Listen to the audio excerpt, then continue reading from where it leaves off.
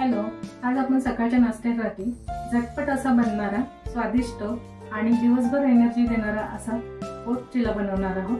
चला तर मग बघूया रेसिपी कशी बनवायची। सर्वप्रथम मी इथे पॅन गरम करायला ठेवलेला आहे। त्यामध्ये आपण 1 कप ओट्स भाजून घेणार आहोत। चांगले भाजायचे आहेत आपल्याला जराशे। आणि त्यातच मी 1/4 कप रवा घेतलेला आहे। बारीक रवा घेतलेला आहे इथे मी। ते देखील भाजून घ्यायचं आहे आपल्याला। 2 मिनिट आपण हे असं परतून घेऊया। आणि 1/4 कप डाळीचं पीठ घेतलेलं आहे। हरभरा डाळीचं पीठ आहे, चणा डाळीचं पीठ म्हणू शकता तुम्ही त्याला, किंवा बेसनही म्हणू शकता। तर ते घेऊन आपण हे असं भाजून घेणार आहोत। सर्व एकत्र भाजून घेतलेलं आहे। आता हे आपण एका बाउलमध्ये काढून घेत आहे। तर हे सर्व आपण बाउलमध्ये काढून घेऊया। इथे मी पातळ ओट्सचा वापर केलेला आहे। जर तुमचे ओट्स असे जराशी जाडसर असेल तर तुम्ही मिक्सरमधून ते बारीक करून घेऊ शकता। तर ह्या पद्धतीने मी इथे काढून घेतलेलं आहे। तर ह्यामध्ये आपण काही भाज्या घालून घ्यायच्या आहे। त्यासाठी मी 1 शिमला मिरची बारीक कापून घेतलेली आहे, 1 टोमॅटो बारीक कापून घेतलेला आहे, तसंच 1 कांदा देखील बारीक कापून घेतलेला आहे। आणि आता इथे आपण बारीक केलेले आलं आणि हिरवी मिरचीची पेस्ट म्हणजे ओबडधोबड वाटलेली आहे मिक्सरवरती, ते टाकून घेऊया।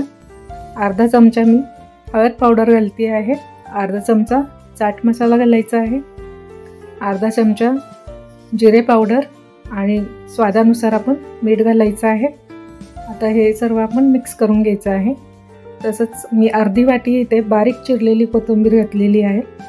कोथिंबीर चांगली स्वच्छ धुवून बारीक चिरून घेतलेली आहे। आता हे सर्व आपण मिक्स करून घ्यायचं आहे चांगल्या प्रकारे।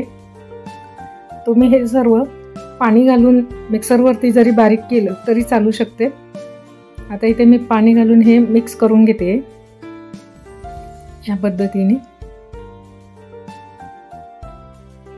चांगलं मिक्स करून घ्यायचं आहे आपल्याला सर्व। पाणी घालायचं आहे, अजून थोडंसं पाणी घालून घेऊया। साधारण मी इथे 1 ते 1.5 कप पाणी वापरलेलं आहे। थोडे थोडे पाणी टाकून आपण हे मिक्स करणार आहोत, एकदम पाणी टाकायचं नाही आपल्याला। तुम्ही फक्त हे पाहू नका, करून देखील बघा। आणि जर तुम्हाला ही रेसिपी आवडली तर तुम्ही तुमच्या नातेवाईकांबरोबर मित्रांबरोबर शेअर देखील करा। मिक्स करून झालेलं आहे आपल्याला। आता हे 10 ते 15 मिनिटं आपण झाकण ठेवून भिजू देणार आहोत, म्हणजे ओट्स आणि रवा हे फुगला जातो। आता हे 10 मिनिटं झालेले आहे आपले। तुम्ही बघू शकता मिश्रण आपलं घट्ट झालेलं आहे जराशी। त्यासाठी आपल्याला थोडंसं मिश्रण असं पातळसर हवं आहे। तर त्यामध्ये मी पाणी टाकून मिक्स करून घेते आहे असं ह्या पद्धतीने।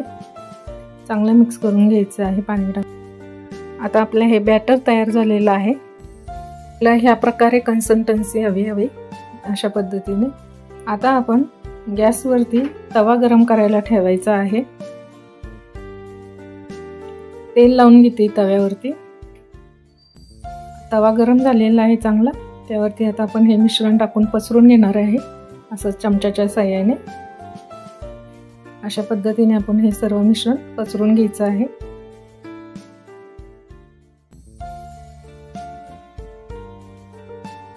मीडियम फ्लेम ठेवायची आहे गॅसची।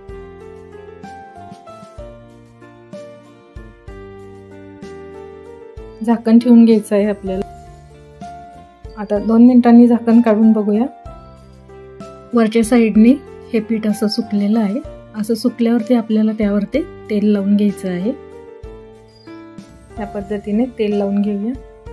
आणि आता हे उलटून घ्यायचं आहे आणि परत झाकण ठेवून आपण 10 मिनिटं ते चांगलं भाजू देणार आहोत। आणि दोन्ही बाजूने आपण याला चांगलं भाजून घ्यायचं आहे। झाकण काढून बघूया। ओट्स चिला आपला तयार झालेला आहे।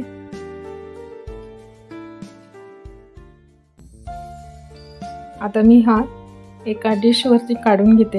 अशाच पद्धतीने आपण दुसरा एक चिला करून बघूया। ओट्सचं बॅटर हे तव्यावरती टाकून घ्यायचं आहे आपल्याला। चमच्याच्या साहाय्याने असं पसरून घ्यायचं आहे। या पद्धतीने छान पसरून घेतलेलं आहे। आता ह्यावरती आपण तेल टाकून घेणार आहोत।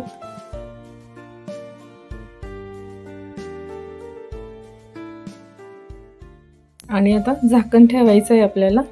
2 मिनिटांनी झाकण काढून बघणार आहोत. 2 मिनिटं झालेली आहे. वरचं पीठ सुकलेलं आहे. आता उलटून घ्यायचं आहे आपल्याला. परत झाकण ठेवायचं आहे आपल्याला 2 मिनिटं. दोन्ही साईडनी आपण चांगलं भाजून घेणार आहोत. ह्याला छान असं खरपूस भाजायचं आहे दोन्ही साईडनी झाकण ठेवून. रोज दुपारी 2 वाजता मी माझ्या चॅनलवरती नवीन रेसिपीज अपलोड करत असते, तर नक्की बघत जा. आता झाकण काढून बघूया. छान पद्धतीने हे भाजलेलं आहे. आता इथे मी हे काढून घेते डिशवरती. तुम्ही हे सॉसबरोबर किंवा दह्याबरोबर हे खाऊ शकता. नक्की करून बघा. पुन्हा भेटूया उद्या दुपारी 2 वाजता अशाच एका नवीन रेसिपी बरोबर. धन्यवाद.